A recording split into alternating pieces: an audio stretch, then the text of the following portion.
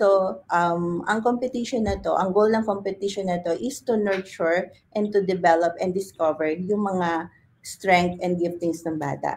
So, and another thing for this curriculum is we just don't focus sa academic, but we want to focus on the holistic approach talaga sa bata.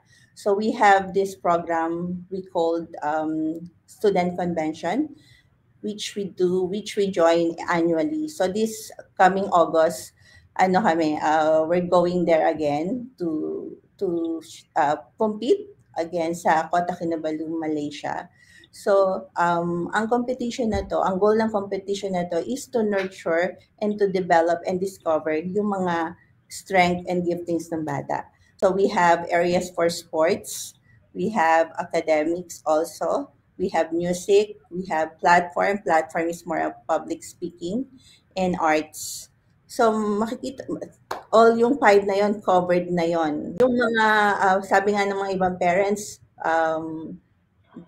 they're so impressed and they're so proud of their children kasi first time nilang nakitang kumanta sa stage o first time nila dati very shy pero because nagbigyan ng opportunity for them to really work on kung ano yung interest nila and at the same time ma-discover kung ano ba yung mga giftings nila like music.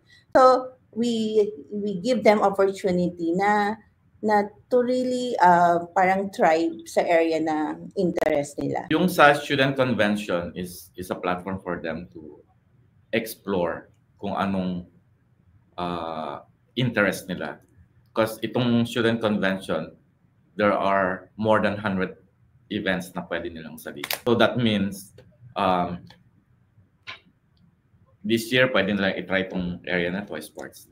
Next year pwede nilang i-try itong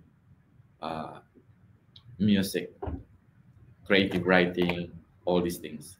So maraming opportunity for them to explore.